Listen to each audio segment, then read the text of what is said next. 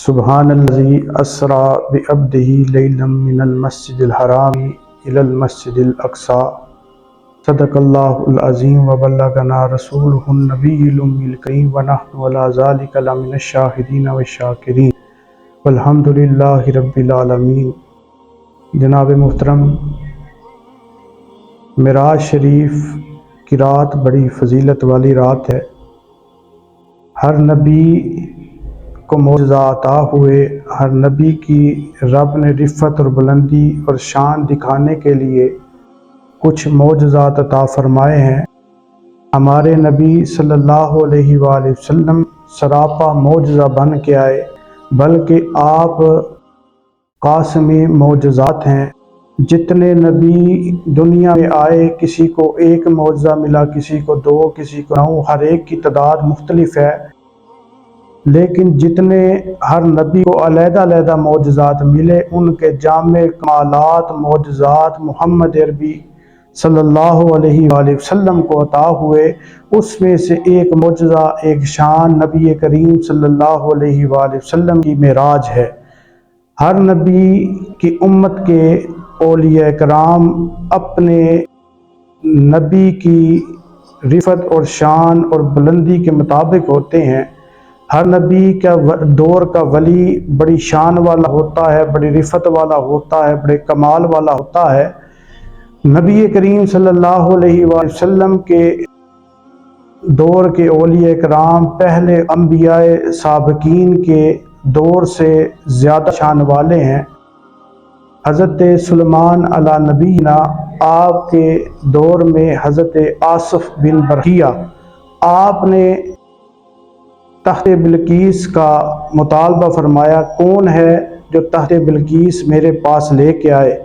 وہاں جنات کی مجلس تھی، تو جنات نے کہا ہم آپ اپنے مقام سے اٹھیں گے، اٹھنے سے پہلے تخت بلقیس آپ پر کے پاس ہوگا۔ اتنے میں ایک اللہ کے ولی جن کا نام آصف بن برقیہ تھا، انہوں نے کہا اے اللہ کے نبی، آپ آنکھ بند کریں، بند کر کے کھولنے سے پہلے آپ کے سامنے تخت بلقیس آ جائے گا۔ یعنی جنات کی طاقت بڑی افواہ والا ہے، لیکن اللہ کے ولی کی طاقت یہ ہے، وہ آنکھ بند کرنے سے کھولنے سے پہلے تک تخت بلقیس میلوں دور سے حضرت سلیمان کے پاس لے کے آ جاتا ہے۔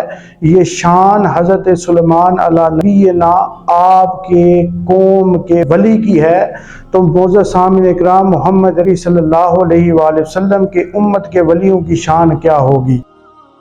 اعتراض یہ کیا جاتا ہے، نبی کریم صلی اللہ علیہ وآلہ وسلم جب معراج پر تشریف فرما ہوئے، جبریل امین آپ کی بارگاہ میں حاضر ہوئے، تو آپ کو سب سے پہلے براق پر تشریف فرما ہونا ہوا، تو آپ بیت المقدس کے وہاں آپ نے نماز نفل ادا کی۔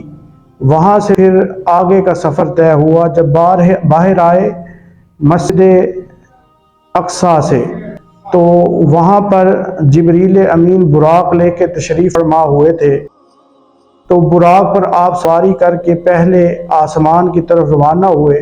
تو پہلے آسمان کے اوپر حضرت جبریل امین نے اجازت طلب کی، تو اجازت طلب کرنے کے بعد آواز آئی، ساتھ تمہارے کون ہے؟ تو کہا محمد عربی صلی اللہ علیہ وآلہ وسلم ہے۔ کہا کیا انہیں آنے کی اجازت دی ہے؟ کیا انہیں بلایا گیا ہے؟ کہا ہاں جی ہاں، انہیں بلایا گیا ہے، تو پہلے آسمان پر آنے کی اجازت مل جاتی ہے۔ تو وہاں پر نبی کریم صلی اللہ علیہ وآلہ وسلم کی ملاقات حضرت آدم علیہ السلام سے ہوتی ہے۔ اسی طرح دوسرا آسمان، تیسرا آسمان، چوتھا آسمان، پانچواں آسمان، چھٹا آسمان اور ساتواں آسمان، یہاں پر دیگر انبیاء کی ملاقات ہوتی ہے۔ کہاں حضرت عیسیٰ علیہ السلام اور حضرت یحییٰ کی ملاقات ہوتی ہے، کسی مقام پر حضرت یوسف علیہ السلام سے ملاقات ہوتی ہے، کسی مقام پر حضرت ادریس سے ملاقات ہوتی ہے، کسی مقام پر حضرت ہارون علیہ السلام سے ملاقات ہوتی ہے، کسی مقام پر حضرت موسیٰ سے ملاقات ہوتی ہے، اور کسی مقام پر حضرت ابراہیم علیہ نبینا سے ملاقات ہوتی ہے، اور پھر اس کے بعد آپ اس مقام پر چلے جاتے ہیں جہاں آج تک کوئی انسان نہیں گیا، اور رب آپ کو تحفے کے اندر نماز عطا فرماتا ہے۔ پہلے 50 نمازیں عطا ہوتی ہیں، آپ نیچے تشریف لاتے ہیں تو حضرت موسیٰ کہتے ہیں اے اللہ کے نبی اپنے امتی سے کہہ دیں، اپنے رب سے کہہ دیں کہ وہ نمازیں کم کر دے، اس میں تخفیف فرما دے۔ تو حضرت نبی کریم صلی اللہ علیہ وآلہ وسلم رب ذوالجلال کے پاس جاتے ہیں تو نمازوں کی تخفیف کا مطالبہ کرتے ہیں، پھر نیچے آتے ہیں، پھر حضرت موسیٰ کہتے ہیں کہ آپ اور کم کروا لیں، کرتے کم کرواتے رب ذوالجلال کی طرف سے 5 نمازیں فرض ہو جاتی ہیں۔ پھر حضرت موسیٰ کے پاس آتے ہیں تو موسیٰ علیہ السلام کہتے ہیں کہ اللہ کے نبی اللہ کے پاس جائیں اور اس سے بھی نمازیں کم کروا لیں۔ نبی کریم صلی اللہ علیہ وآلہ وسلم ارشاد فرماتے اب مجھے حیا آتی ہے کہ میں 5 نمازوں بھی کم کرواؤں، کیا میری امت اس قابل نہیں، میری امت نماز نہیں پڑھے گی؟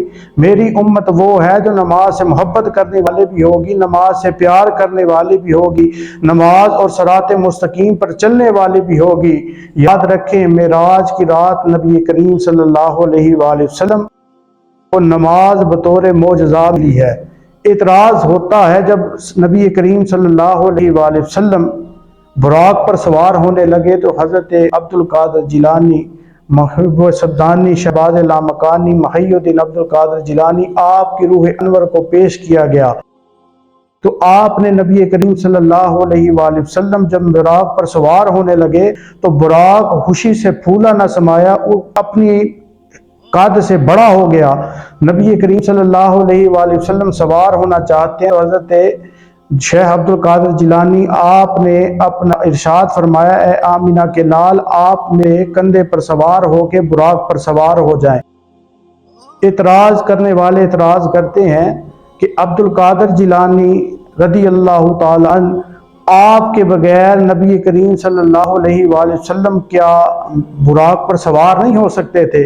تو اس کا جواب یہ ہے کہ اگر نبی کریم صلی اللہ علیہ وآلہ وسلم براق پر بھی سوار ہو سکتے تھے، جبریل کے بغیر عرش پر بھی جا سکتے تھے، براق کے بغیر بھی عرش پر جا سکتے تھے۔ یہ اللہ کی مشیت ہے، جسے چاہے وہ جس مقام پر چاہے۔ یہ سارے کے ساری جو چیزیں حاضر ہوئی ہیں یہ نبی کریم صلی اللہ علیہ وآلہ وسلم کی بارگاہ میں ادب سے حاصل ہوئی ہیں۔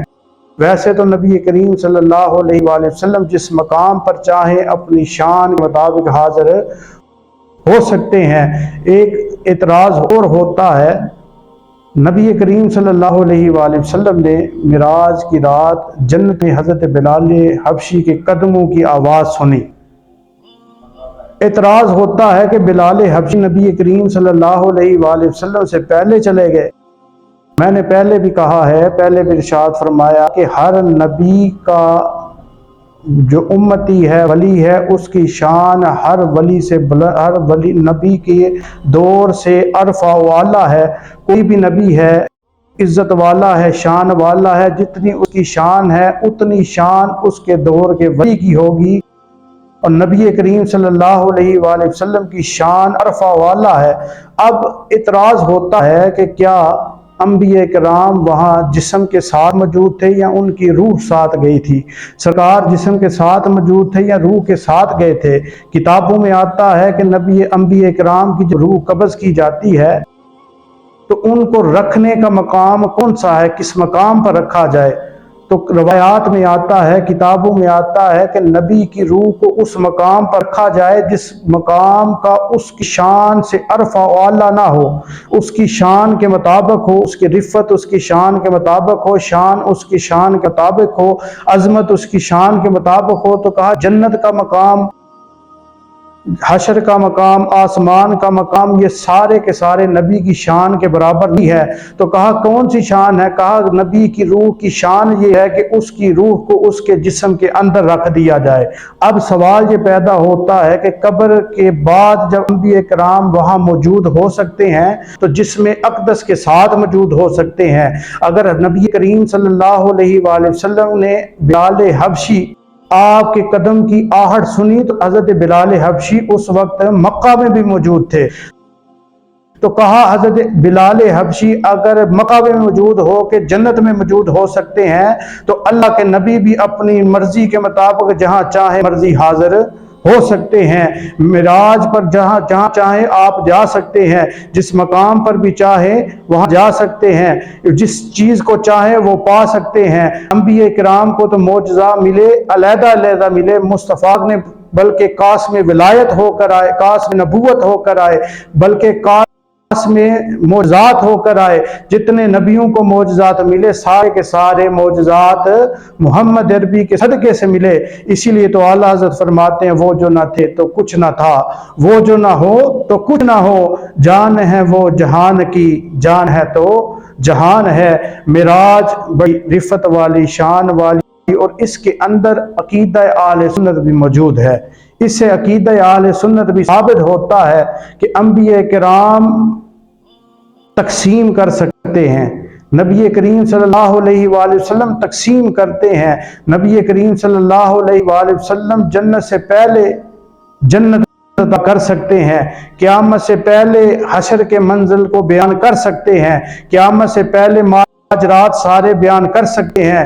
یہی وجہ ہے کہ نبی کریم صلی اللہ علیہ وآلہ وسلم نے براق کو دیکھا اور براق کا واقعہ بیان کر دیا۔ جب آپ دنیا میں تشریف لائے، کائنات میں آئے، تو آپ نے لوگوں سے یہ ماجرا عرض کیا کہ میں معراج کو اس رات اس مقام پر گیا، تو لوگوں نے حضرت صدیق اکبر سے کہا کہ تیرا دوست یہ ماجرا بیان کر رہا ہے، یہ قصہ بیان کر رہا ہے، کیا تو اس بات کو مانتا ہے؟ تو حضرت صدیق اکبر نے ارشاد فرمایا اگر محمد عربی صلی اللہ علیہ وآلہ وسلم اس بات کا اقرار کرتے ہیں تو میں بھی اس بات اقرار کرتا ہوں، کیونکہ ہم نے رب کو بے دیکھے مانا ہے، وہ نبی جو کہہ دے ہم اس بات کو مان جاتے ہیں۔ تو معزز سامعین کرام، معراج کی بڑی شان ہے، بڑی رفت ہے، بڑا مقام ہے۔ اسی رات کو نماز ہمارے اوپر فرض ہوئی، نبی کریم صلی اللہ علیہ وآلہ وسلم کو نور معجزہ عطا ہوا، اور جو معجزہ اور جو نماز بطور تحفہ عطا ہوا، جب تحفہ ملتا ہے اس کی قدر بھی کی جاتی ہے۔ ہم سرکار کے امتی ہیں، ہمارا یہ فریضہ ہے، ہماری یہ ڈیوٹی ہے کہ ہم نماز کے پابند بنیں، صوم و صلات کے پابند بنیں، پنجگانہ نماز ادا کریں۔ اور روایات میں آتا ہے نبی کریم صلی اللہ علیہ وآلہ وسلم کی امت کا امتی ایک نماز پڑھے، اس کو ایک نماز کا درجہ 10 نمازوں کے برابر ملتا ہے۔ اسی لیے 5 نمازیں پڑھے گا تو اس کو کمال اور رفت اور نیکیاں 50 نمازوں کے برابر ملیں گی۔ تو معزز سامعین کرام، معراج کی بڑی شان ہے۔ اللہ رب العزت ہمیں نبی کریم صلی اللہ علیہ وآلہ وسلم کی حمد و ثنا، رب ذوالجلال کی حمد و ثنا، نبی کریم صلی اللہ علیہ وآلہ وسلم کی شان بیان کرنے کی توفیق عطا فرمائے۔